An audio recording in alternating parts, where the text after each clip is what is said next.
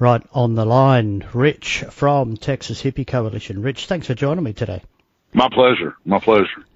Let's just backtrack a little bit if you can. Just tell us a bit about the formation of the band, how you guys got together. I was just, wanting to start up a little band, so I just started going around and checking out local bands, and somebody might have a good guitar player, and somebody might have a good drummer, and somebody might have a good bass player, and I just walk around and talk to the musicians that seem to be elite, and tell them they come join my band or I'll beat them up. So that's how I formed the band, threatening people to beat them up if they didn't come play with me. One thing that's always fascinated me, the name of the band, how did you come by that? Well, I'm from Texas, of course, and, I'm proud to be a Texan and proud to be from Texas. My parents were both hippies. My dad is noted as one of the first people in North Texas to ever wear bell bottoms. He always had these big old gigantic bell bottom pants when he was young, and my mom, she was just a long-haired, pretty little hippie girl, and they raised me with a lot of hippie ways, and I wanted to make sure that when I formed this band that any fans that we could accumulate, that they'd want to stay around and hang around for the long haul, and I wanted them to feel a part of it. So that's how we got the coalition, and I just put them all together, Texas Hippie Coalition, and it all relates back to one of my favorite things, which is THC. I read probably the best quote ever when Loudwire was summing up the band, sounding like the bastard that spawned from a threesome between Monster Magnet, Willie Nelson, and Pantera. How do you feel about that? That's awesome. I mean, that is absolutely beautiful, beautiful words put together to make an awesome statement. I'm a big fan of Monster Magnet and have been ever since I first heard him. Willie Nelson, I've been listening to him my whole life. I always tell everybody that I'm the born-again redheaded stranger.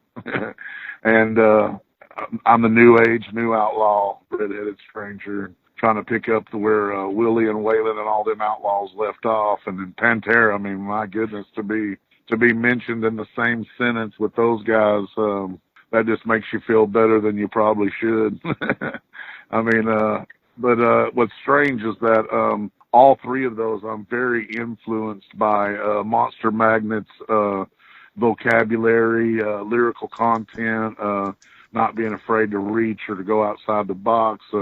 Willie Nelson, his storytelling songs, how he can convey in 3 minutes like a love novel. He's just so good at what he does. And then, of course, Pantera, who brought us what we all refer to as the power groove. And that's where I think Texas Hippie Coalition gets thrown in there, because we have that great, powerful groove that Pantera had. So, yeah, that's it's a blessing to be to have my name spoken with those great names. Right. Speaking of groove, the new album High in the Saddle. Let's talk about this. Yeah, High in the Saddle. It's our I think it's our 6th album overall.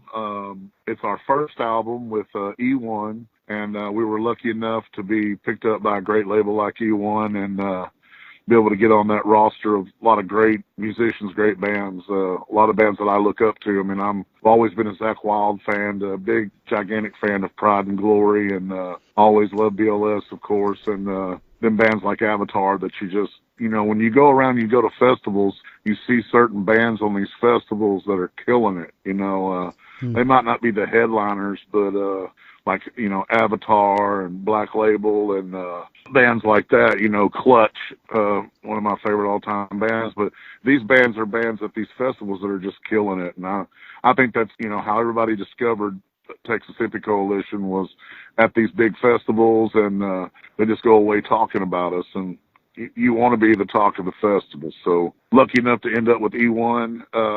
But this album here, we spent a little bit extra time writing it. We had a lot more songs to choose from. Felt like a lot of great songs got left off the album. And, just with this album, it's, the last album, there was some disappointments for me. I I didn't feel like we had enough time. There were some disappointments, and it felt rushed. This album didn't feel that way at all. It felt like we had all the time in the world to express the point we were trying to get across, and I'm happy with it, very happy with it. Tell us about the song Stevie Nicks. Yeah, always been a big fan of Stevie Nicks. I love Fleetwood Mac. When people often ask me, about members changing in the band, it's hard to be out there in the touring world. Some people, they get bucked off the bull, and some people turn into anchors, and we all know how anchors are. You either got to pull them up or cut them loose. So that's just kind of how it's been. And, I always tell everybody, don't worry about how many members have been in the band, because Fleetwood Mac had 26 band members before Stevie Nicks and Lindsey Buckingham ever even joined. So don't worry about it. Members come and go, and that's what I tell all upcoming bands is, hey, man, just press on through. If someone quits or their old lady tells them they can't go, we'll just go without them. You just got to keep on going. And Stevie Nicks is just, I just felt like I owed her something. She's given me so many great songs. And, when we talk about girls that you inspire to be with, I always am attracted to the Stevie Nicks kind of girl. I always call it like feminine powerful.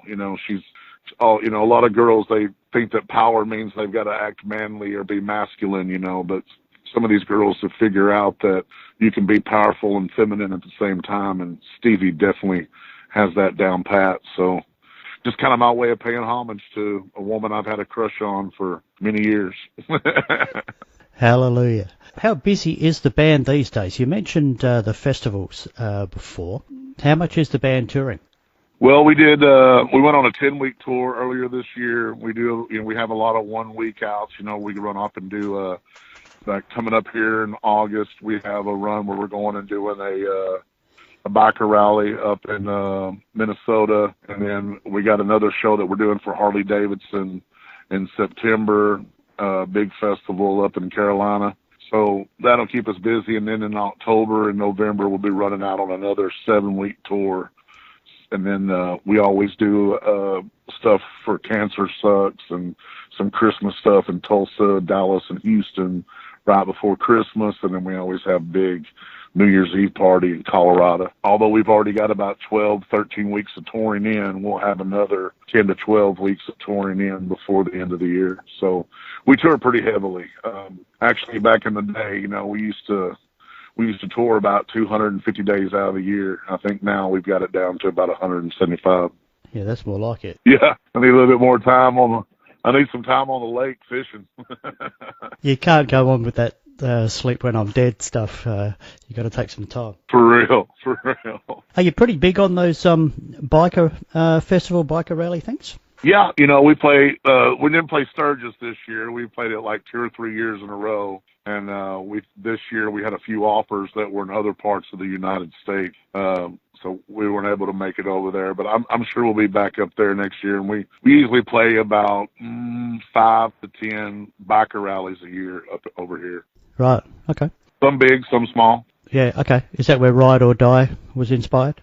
Ride or Die in this world, in the music business, it's hard to make be a friend that is a fan. You know what I mean? It's easy to have fans and it's easy to have friends, but you have so many fans, and we call our fans our family, our extended family, and we like to treat them like family, having meet and greets, eat and greets and stuff like that, and getting to know people a little better. But some people you just end up getting to know even better. You end up really liking them, and you're able to carry on a long-term relationship. And there was a couple that we had met way back whenever Texas Hippie Coalition first started touring, and they were coming to every show up in the northern middle America.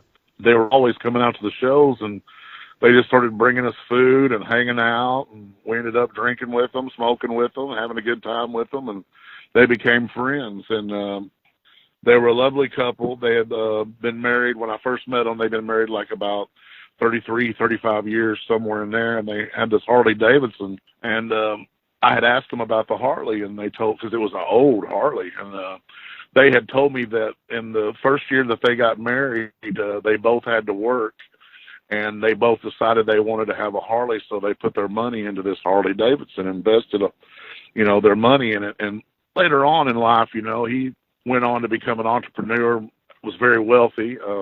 She was able to quit working and stay at home and be a stay-at-home mom, and they had a pretty, white picket fence type family life, and they still had that same Harley Davidson. And I'd asked him, I was like, well, what? All these years, all this good stuff, why you still got that same Harley, And he goes, well, that Harley's kind of like our marriage. It's been running hard, and it's been running long, and it's still running.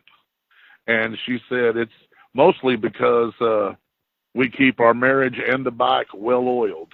And she's a little bit of a pervert. That's okay, And they just had lived their whole lives together, and that bike. Well, he had lost her to cancer about 3 years ago. I think it was on their 30. They've been married for 41 years, I think, and she had passed away. And he had called me and told me about it, and I talked to him a little bit, try to just talk to him, mostly just listen to him, not say much, just listen. And then about 3 days after the funeral, he called me and he said, I'm fixing to go for a ride. It's my first ride since she passed, and it'll be my first ride alone on the bike. And I told him, I promise you, brother, you won't be alone.